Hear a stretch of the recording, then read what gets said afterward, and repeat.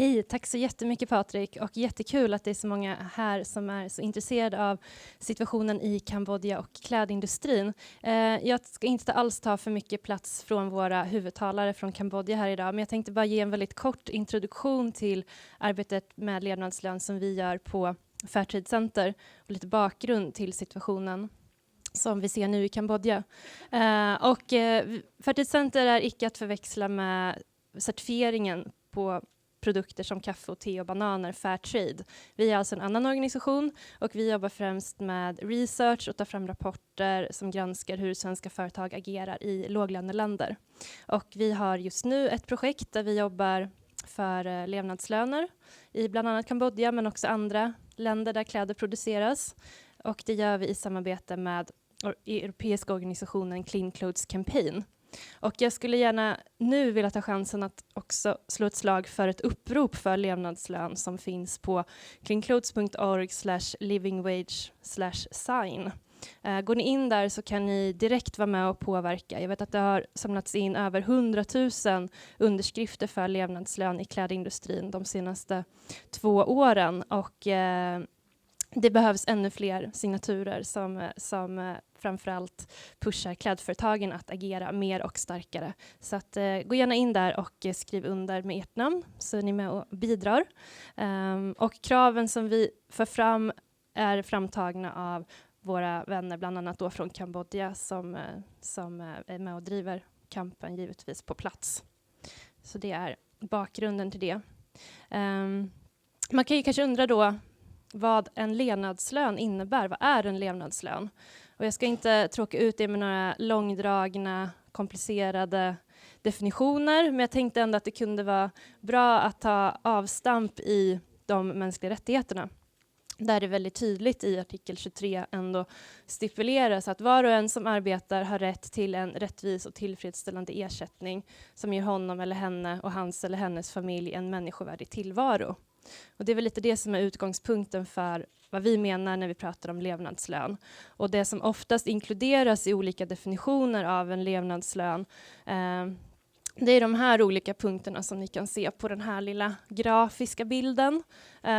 Det ska räcka till mat på bordet, hyra, sjukvård, utbildning för sina barn, kläder, transportkostnader och lite extra för att spara om det behövs för oförutsedda utgifter. Så att när vi pratar om levnadslön så pratar vi inte om någon typ av liksom lyxlön som ska räcka till allt och inget, utan det handlar verkligen om att kunna täcka de mest basala utgifterna. Och trots det så är det just det som är så svårt att få till stånd, inte minst i klädindustrin idag.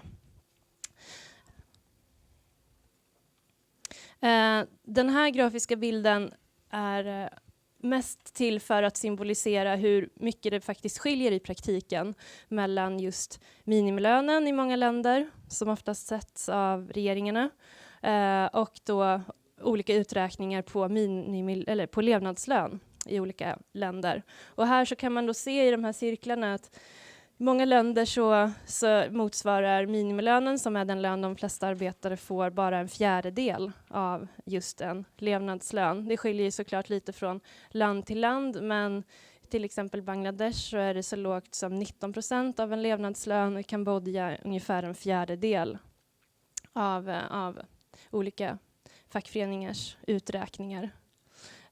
Så att det visar väl också på just det akuta behovet av högre löner. Och det här är ju kanske ingen ny fråga.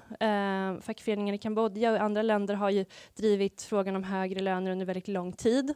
Men det som kanske är lite nytt, det är att det är just flera fackföreningar från olika länder som nu också har börjat gå ihop och tillsammans kräva högre löner i hela Asien. Och den alliansen kallas för Asia Floor Wage. Och där kämpar man just för att höja lönen gemensamt i flera asiatiska länder. Just för att också försöka undvika att produktionen flyttar från ett land till ett annat när lönerna eventuellt går upp.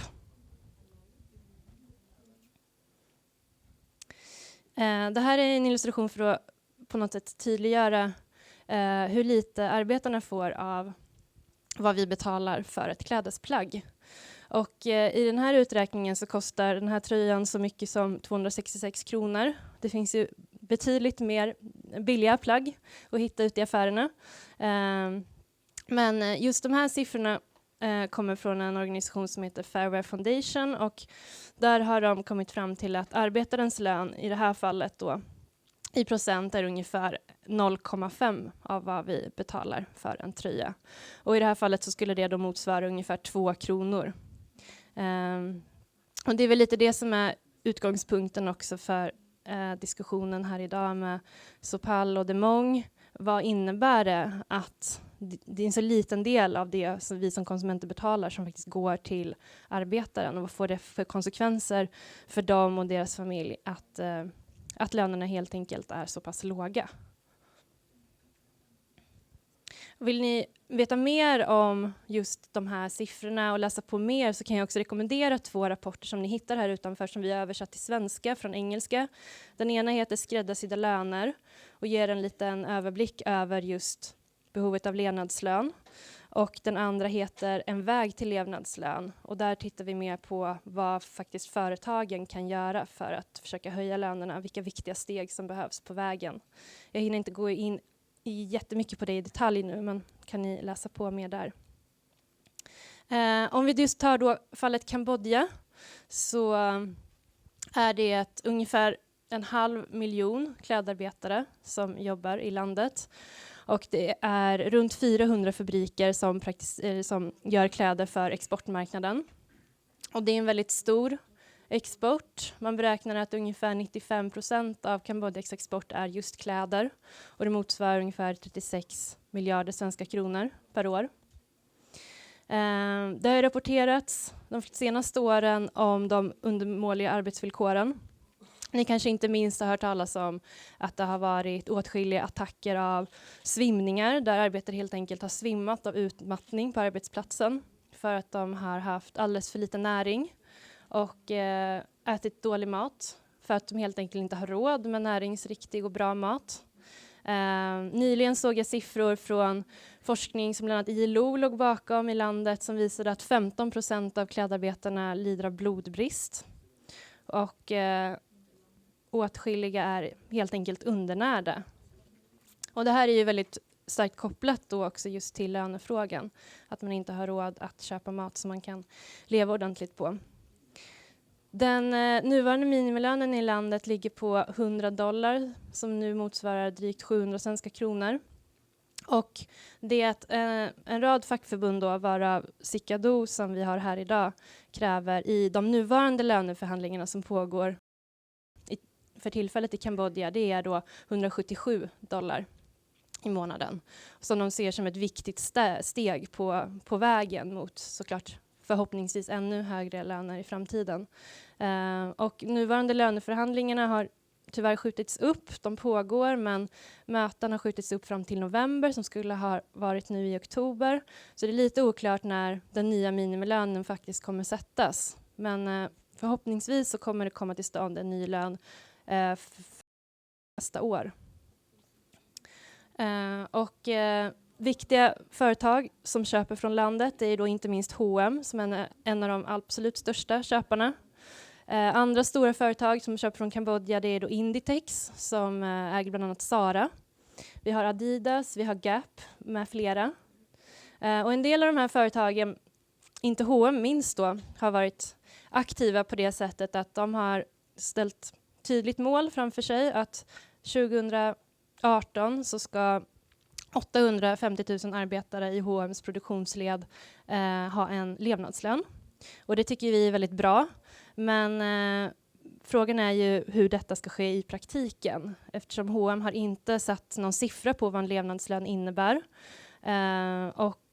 Vi anser väl helt klart att det behöver till konkreta resultat. Det är jättebra med en sån målsättning. Man har väldigt ambitiösa strategier, men nu är det verkligen upp till bevis. Och igår så träffade våra vänner från C.CAWDU H&M i ett möte och levererade då också de här kraven på väldigt konkreta och tydliga löneförhöjningar som verkligen behövs i landet. Så jag tror jag stannar där. Så får Sophal berätta mer om villkoren för klädarbetare i Kambodja nu.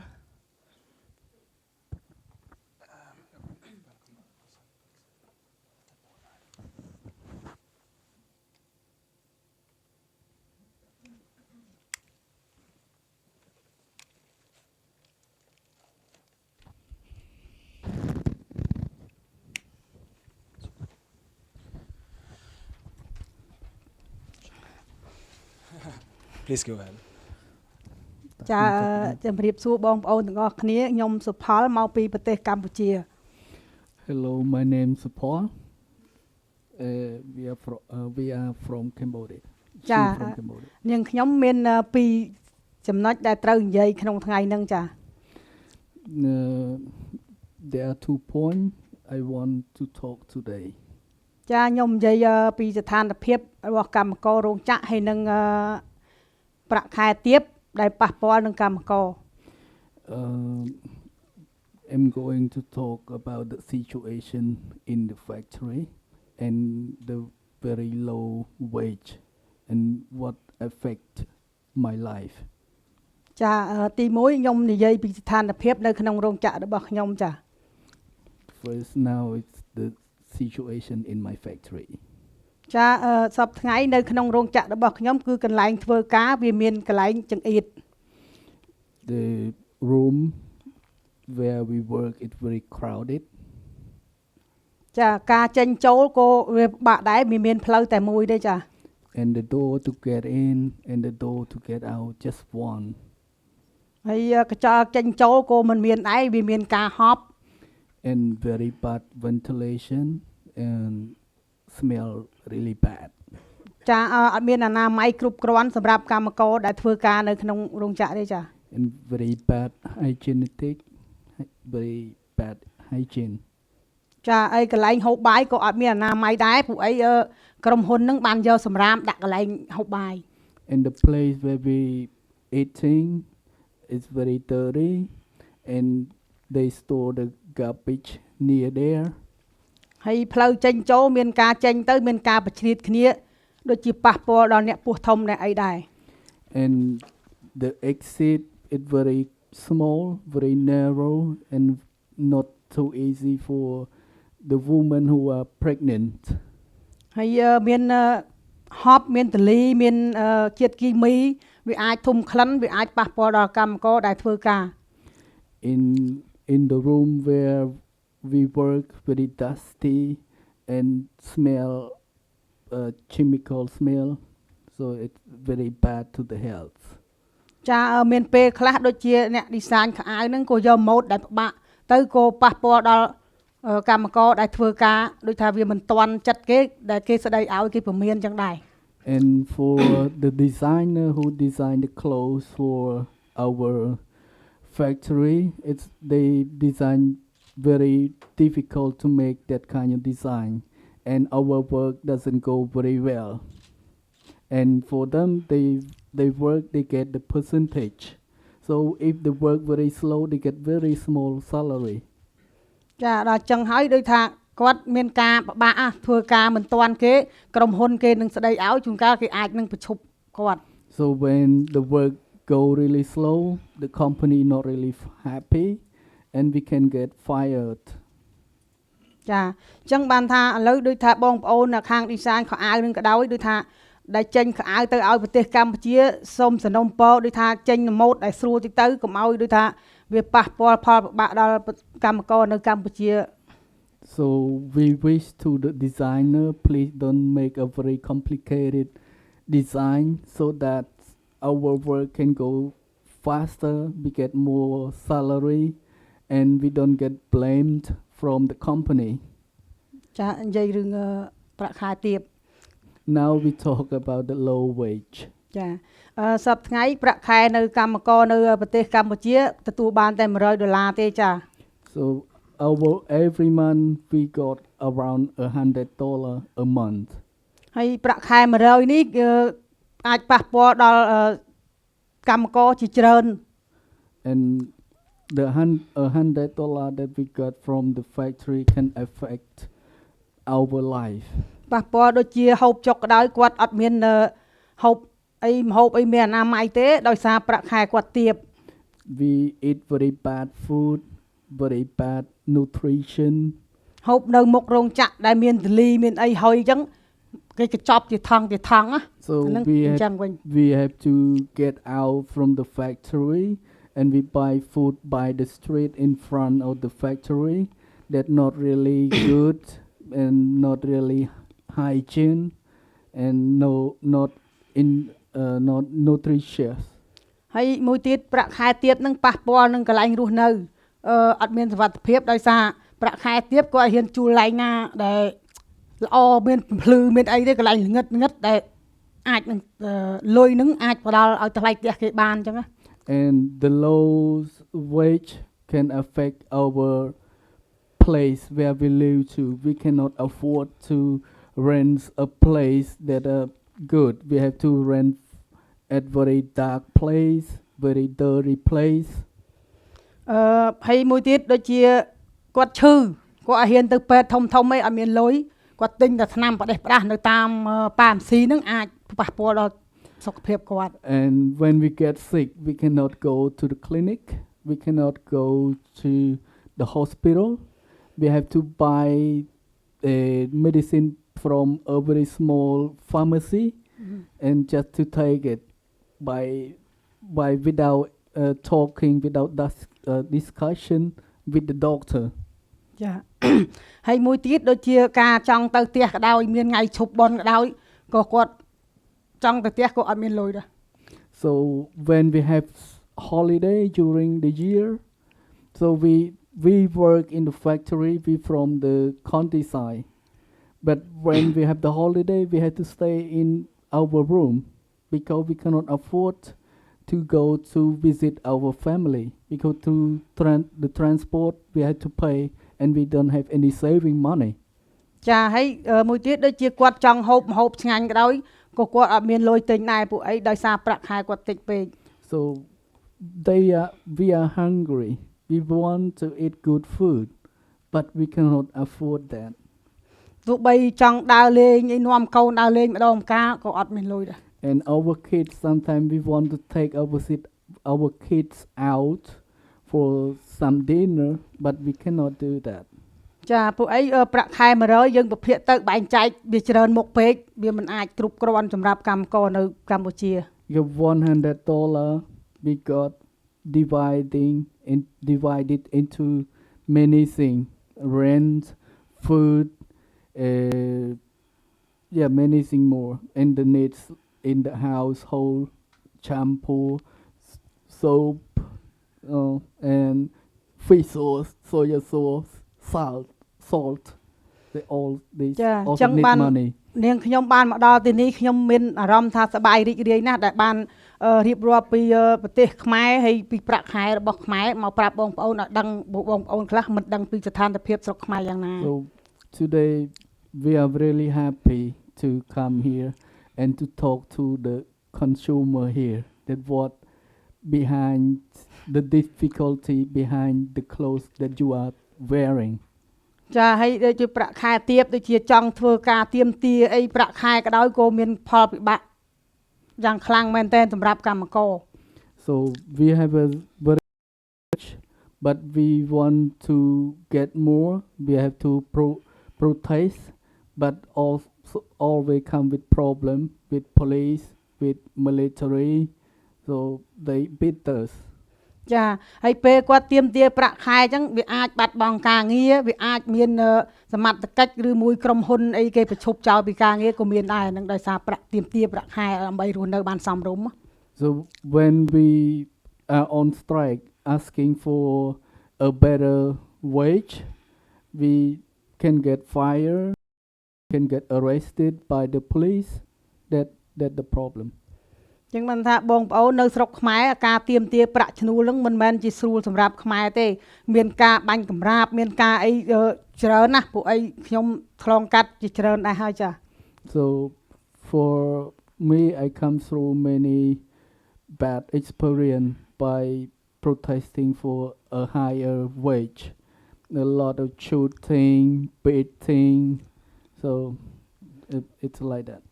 ចាប៉ុណ្ណឹងបានហើយទោះគេនិយាយខ្លះ So that's all we can talk today. Thank you. នៅវិញ3នាក់ទៀត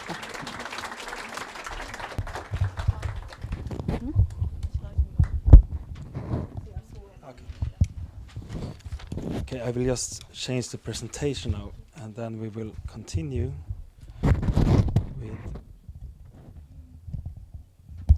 There we go. And hey. There we go. Welcome up, Demorng.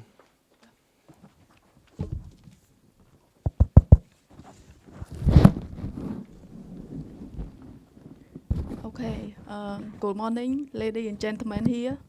Okay, so on behalf of trade union organization in Cambodia, C.CAWDU, and on behalf of the Cambodian garment worker, I would like to say hello to all of you to come here. That I think today you come from NGO, consumer, and also some student, and also some media. And also on behalf of C.CAWDU, I would like to say thank you for Brother Patrick, and also thank you for Malin from Fair Center, and also Brother LOTCO, International Trade Union.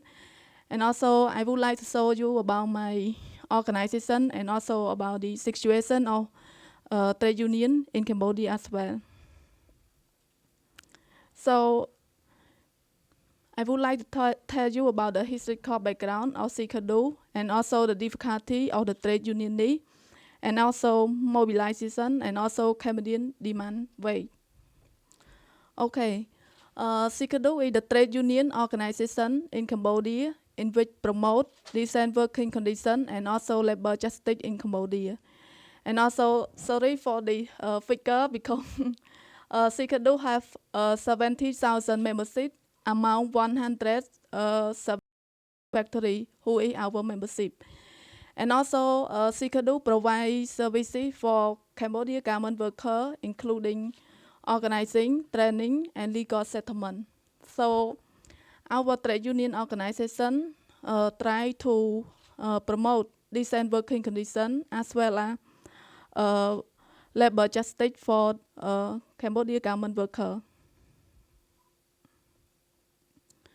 Okay, C.CAWDU also the membership of Industrial, ITUC, ATNC, and also CLC. And also C.CAWDU also works with many NGO, non-profit organizations as well, like ASIL, CLAC, Ad Hoc, Ligado, CCHR, UN, something like this. So we have many like international partnership and also national partnership. Okay, I would like to show you about the difficulty of the trade union need. So also my colleague also tell you already some that we are facing regarding with like the organizing to the worker. So it is very challenging for like the trade union need. They try to organize more members because trade union organization based on the membership. So if we have no more membership, so we could not be able to become a strong trade union organization. So we have to organize more members from one year to another year in order to negotiate and to talk directly with the owner of the company and have the power to influence and talk, negotiate with the government. So that's why we have to organize more membership. And another one we see when we try to organizing and collective bargaining for the worker and try to settle legal case for the worker. Otherwise, there's still some very difficulty for the organizer and for the legal officer that they try to settle, like they have to like challenge with the company that they don't want to union to organize local union in their company because they are afraid to lose their beneficiary. And also we can see about the trade union law. So in Cambodia, there's still some restriction point in the labor law or the trade union law.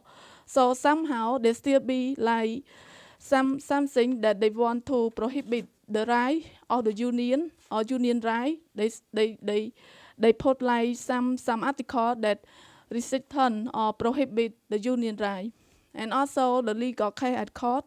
So there's some many cases, especially my president also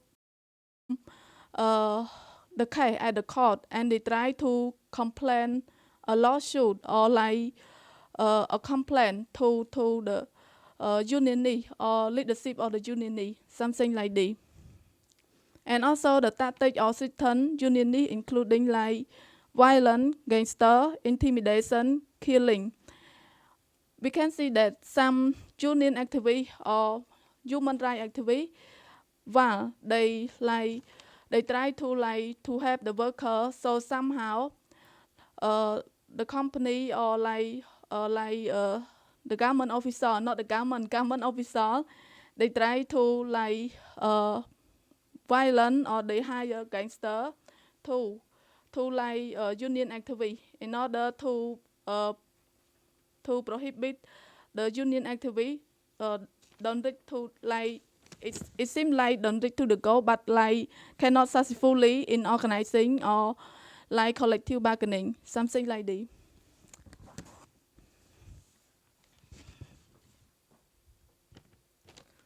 Okay, we move to another one like mobilization. So in here, I said mobilization here refer to the worker struggle in Cambodia.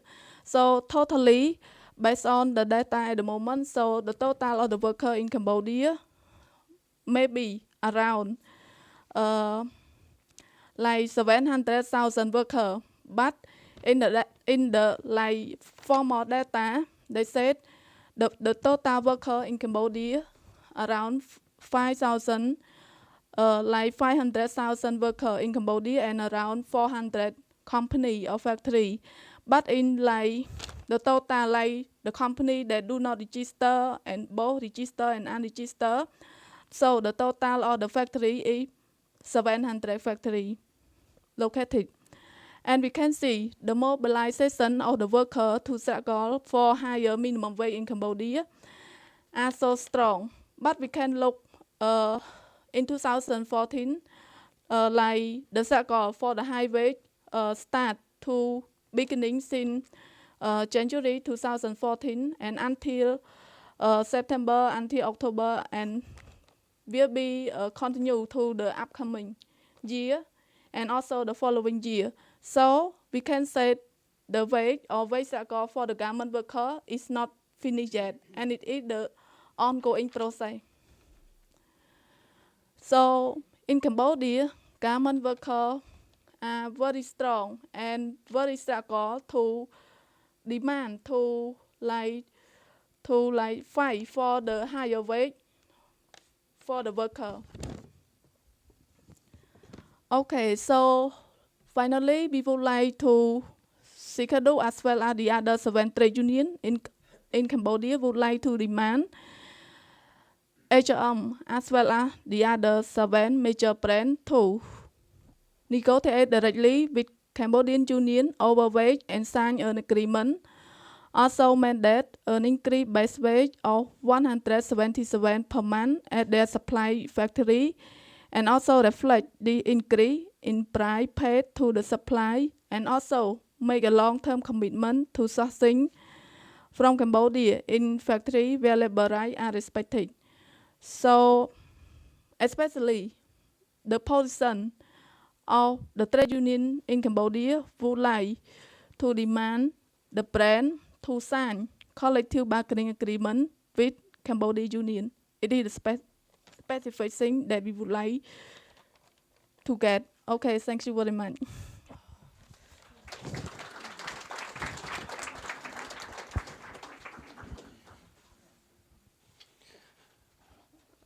So I would like to invite all of you, Malin, Demorng, and Sophal, to come up to the floor, and then maybe we could get some questions that we could give back and forward. Also, of course, Vari will also welcome up. And we can pass this mic around. You don't need to use those if you want. And we also have mics available for the audience if you have questions. Just can try to figure out how this works.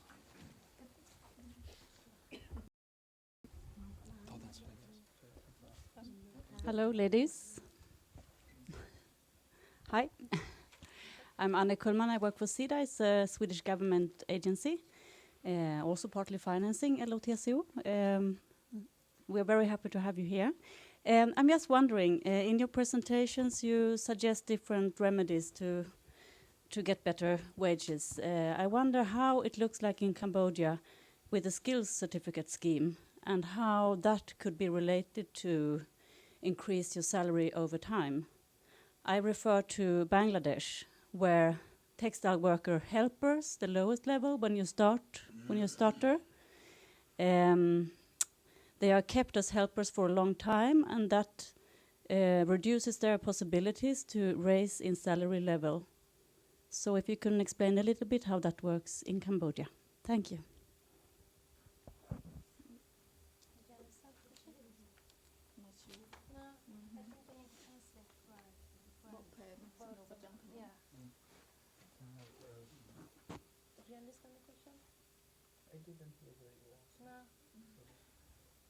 Please repeat. I think they didn't hear it really clear what you said. So could you please repeat the question? And I think we need some translation. I wonder if there is a skills certificate scheme for textile workers in Cambodia, and if that is used so that workers can raise their salaries when they get more experience.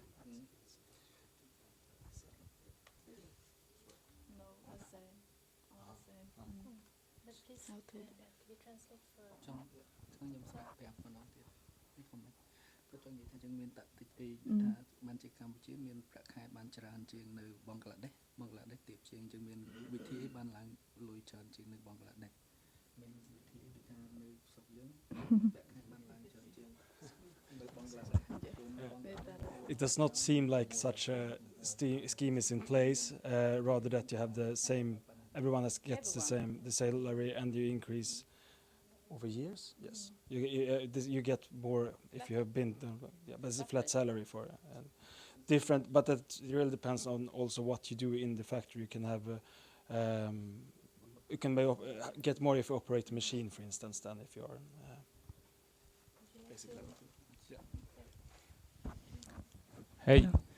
ចាតាមខ្ញុំគិតទៅពួកអីប្រាក់ខែនៅកម្ពុជាថាច្រើនជាងអង្គខ្លះដែរដូចជាពួកខ្ញុំចងក្រងជាសមាជិកដូចជាកម្មករអញ្ចឹងទៅមានថ្នាក់ដឹកនាំសហជីពអញ្ចឹងទៅគាត់តាមស្រាវជ្រាវអីតាមដានដែលថាចំណាយរបស់កម្មករនៅប្រទេសកម្ពុជាអញ្ចឹងទៅក៏នាំគ្នាធ្វើយុទ្ធបីទៀមទាប្រាក់ឈ្នួលបានប៉ុណ្ណឹងចា She said the minimum wage that come over or more than the minimum wage in Bangladesh.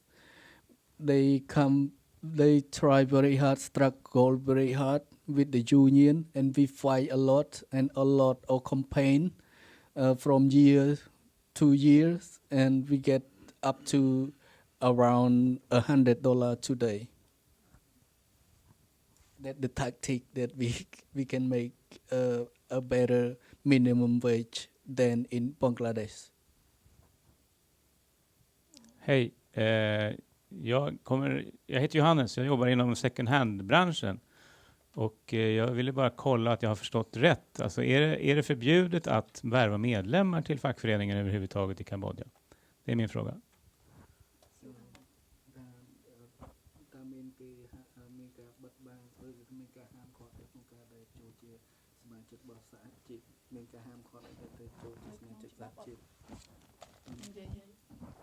Okay, thank you for the question. So regarding with this, so in Cambodia, it based on law, based on the labor law, the worker have the right to join the union, but it's difficult for the union like to organize the worker to join with our union. Why? Because while we are organizing a new worker to become our membership, so there's some decision from the company because the company don't want the worker to join the union. But in law, the worker can join the union, and we can organize the union.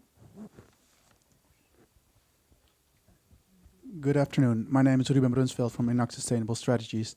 Thank you very much for your interesting presentations. In the first presentations, we saw that the part of the final price that's actually consists of the labor costs of the worker is extremely small. I think in your presentation it was 0.5%. At the same time, we know that paying a living wage enhances productivity, decreases sickness, and enhances employee loyalty. So it's in fact in both the interest of the employers and the employees to pay a living wage, and that's more and more emerging, I think, as well. Is there any constructive dialogue going on with the employees or the employers' organizations in Cambodia at this moment, or is that is the situation at this moment too polarized to have such a constructive dialogue?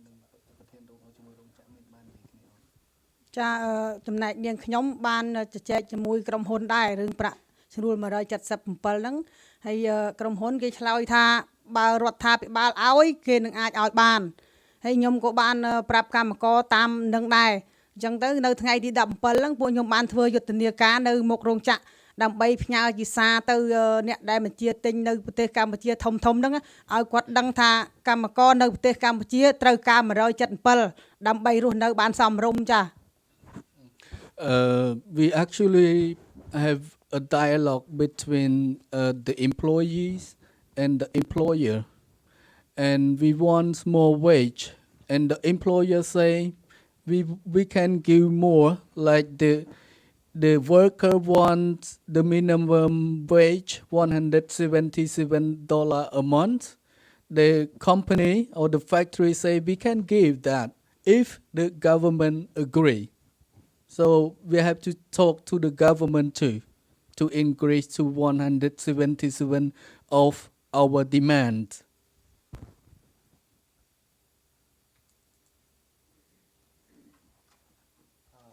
Någon mer som har en fråga?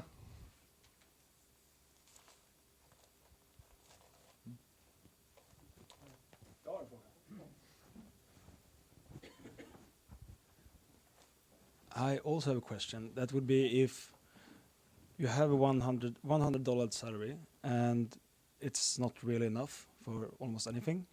The solution will of course be to give you a living wage. Is this working? Okay. But if they do not give you a living wage, what would the alternative be? If you, what would you do if you did not work in the textile industry? Is there any other kind of job you can do? Or is it just what do you do if you do not work in the textile industry?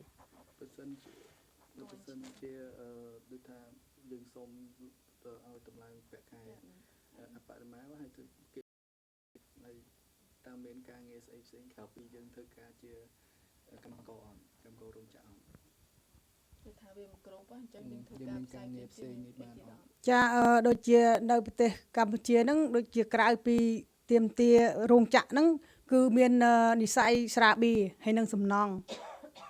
Cha. So beside working in the factory, we can work like selling beer.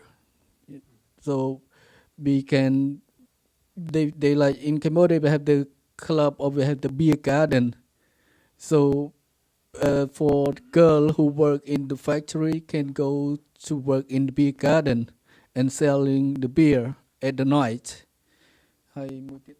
And one more is construction.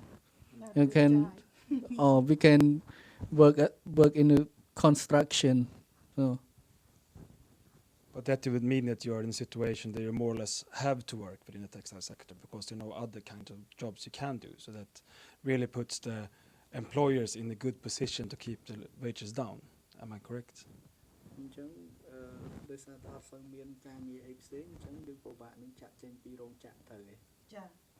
Yes, yeah. Okay.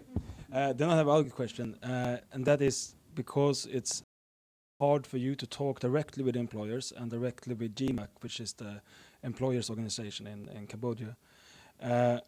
what is the position from the big brands that buy things from Cambodia, Inditex and H&M? Do they want to talk to you directly? Do they want to sign an agreement, or do they say that you should talk to the government and they should increase the minimum wage? Because they of course have the possibility to increase the wages anyway, because they have the power as a buyer to just say to the producer that you should give a living wage. But what is their reaction when you talk to them?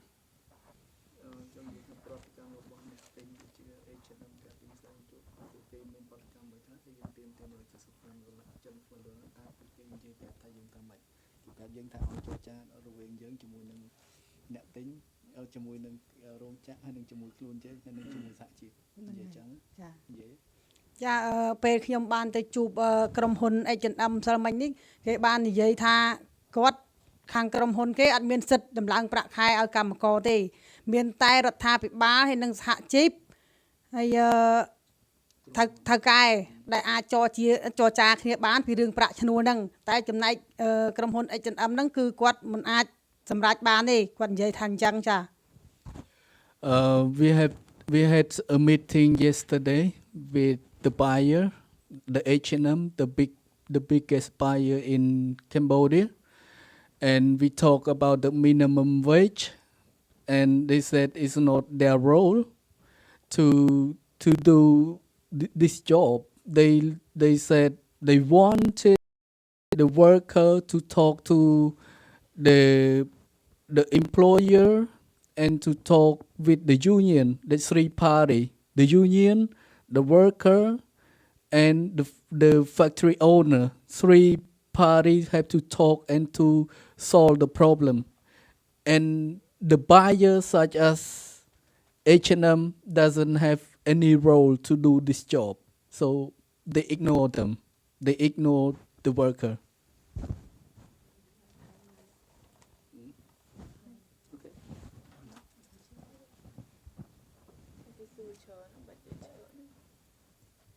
Hi, my name is Julia. Thanks so much for your presentation. I wanted to ask, because there was a discussion on that there can be an increase in the wage if you work several years. Is there like how many years do you have to work until this increase can be done? And is there really a system for this, or is it a more rolling system? Thank you.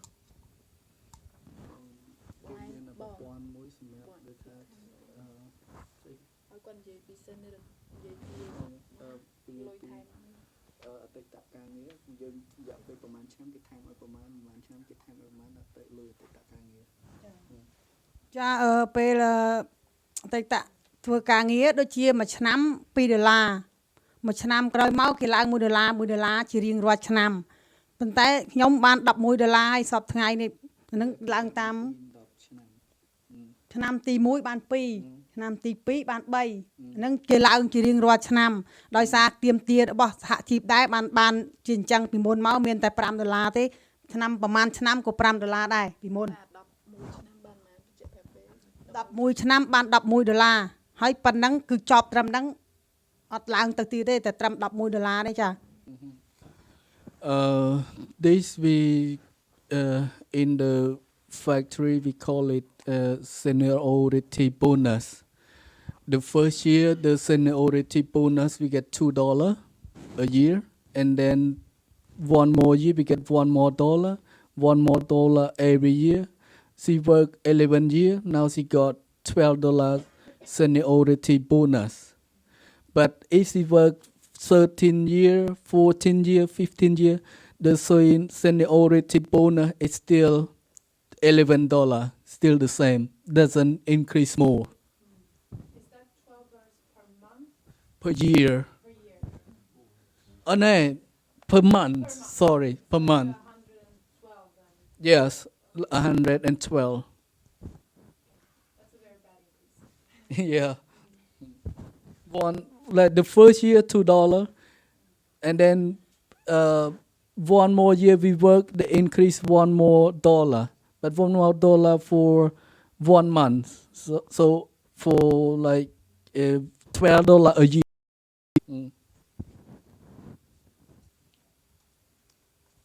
Well, thank you very much for the presentation. My name is Tullio Zanoni from SIDA.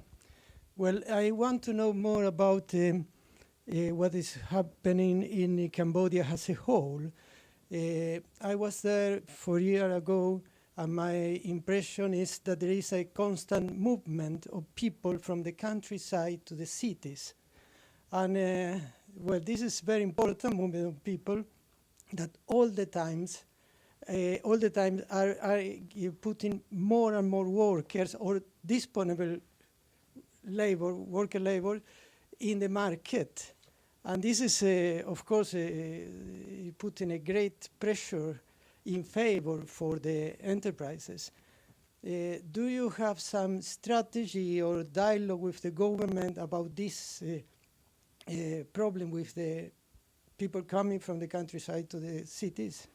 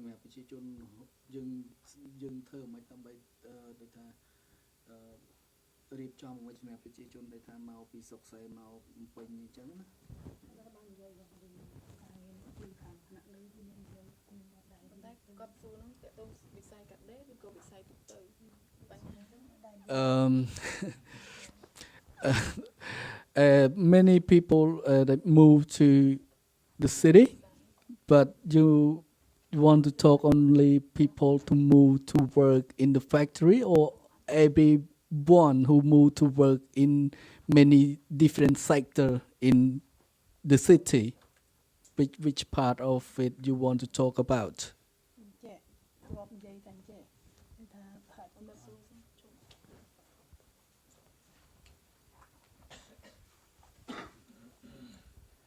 Well, my reflection was more about how do you cope with this situation, because you are trying to discuss higher wages with the enterprises.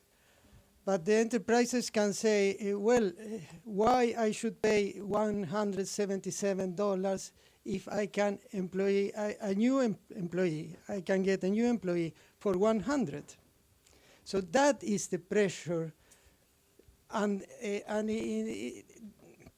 my reflection is maybe the trade unions should have some kind of dialogue with the government, trying to understand also the situation in the countryside, in order to get a higher level of life standard in the whole country.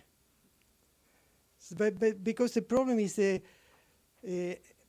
the balance or the lack of balance between the situation in the countryside and the cities.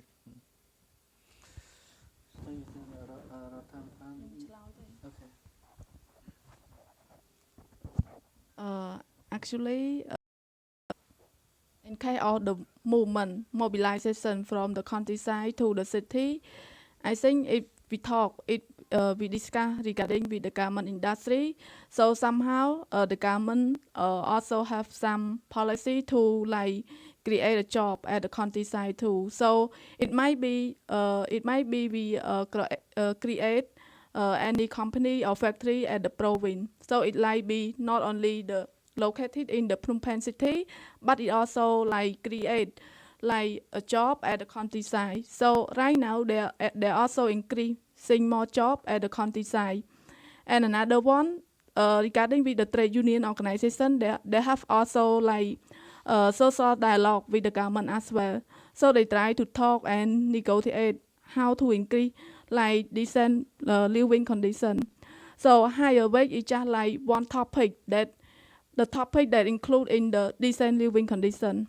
But there are also the other topic like freedom of association and the other topic that include in here. But actually, trade union have social dialogue with the government.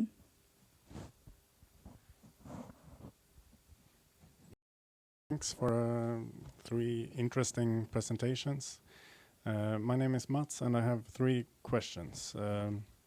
One is how many hours per day do you work in the factory? How many days per week do you work in the factory? And is working time also something that you discuss through the trade union, or is it focus on wage right now?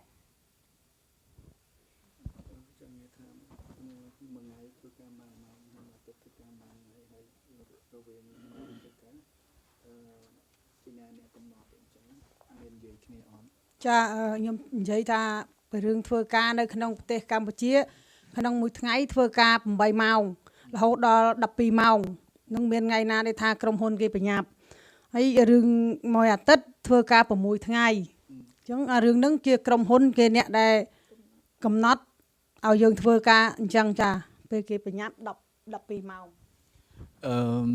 For one day actually on the paper we work on 8 hours but the company always force them to work up to 12 hours a day and 6 days per week. And the working hour is not any discussion, just set up by the company.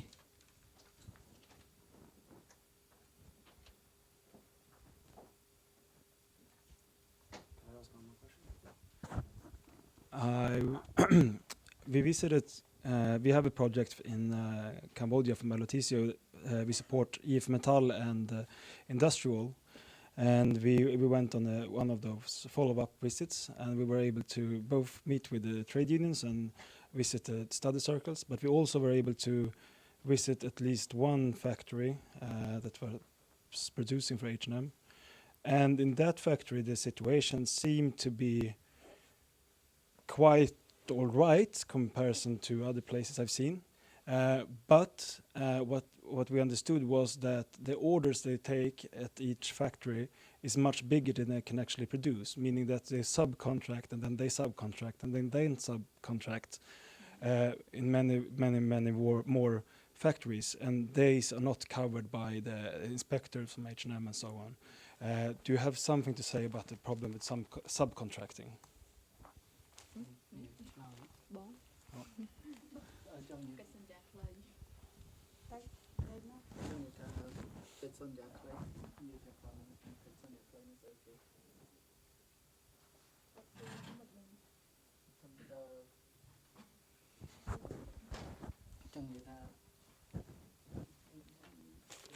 If the factory gets order is bigger that they can carry on, they will hire another factory that has even worse conditions. Yeah, subcontract.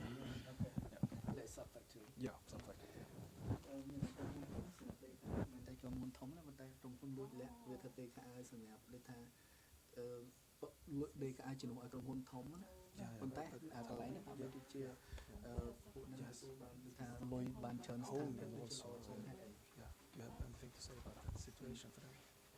ចាខ្ញុំចង់និយាយថារឿងការងារដែលក្រៅផ្លូវការរោងចក្រតូចៗហ្នឹងគាត់ដេបានលុយច្រើនដោយសារគាត់ថែមម៉ោងដល់យប់ជ្រៅហ្នឹង Oh, sorry. No problem. About the condition at the subcontract, or we say sub factory, that they not really register in the government. They look better condition. They have a better look condition because they work so much, and they just work and work. That's why they get a lot more money. So even on Sunday or on national holiday, they still working, and that's why they get more money and they look more wealthy. Okay, regarding Prada question, so I think Prada want to know about the like home-based worker or speed shop worker. So in Cambodia right now, mostly they have some like nowadays the new topic is the home-based or special worker. But for in case of trade union, not yet to organize the switch shop or home-based worker yet, because it's difficult to organize them, because they just like they use many short-term contract like finish 2 or 3 months and then another month come up to sign a short-term contract later again. And especially the situation of the short-term contract worker or switch shop or home-based worker, normally they work with like the small company, very, very small, like 50 to 100 worker or only 200 worker. So it might be work with the unregistered company, and normally they easily to quiet job, or it like not the normal job that they have to work every month or every year. But somehow if the company has job to do, so they have come to work. Otherwise, if they have no job to do, so they stay at home. So it seems like unstable job for the switch shop or home-based worker. But how is it? Are they also included in the minimum wage? Do they get the salary on the minimum wage? I think they get like pay rate, like the salary is not like the normal garment worker. Yeah, because it like percentage.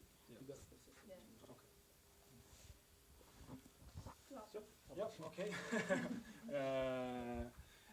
It's 1 o'clock. Thank you so much for coming to visit us, and we will also be here for a couple of minutes if you would like to ask us any questions after the meeting. And there are also a lot of brochures and material both from LOTCO and from Fair Trade Center outside if you would like to pick some up. And if you're missing anything, or if you want more to, I don't know, have a course or discussion in your workplace or at home or whatever, just email us and we can send you whatever kind of material you need. That's one part of our job. Thank you so much. Thank you so much.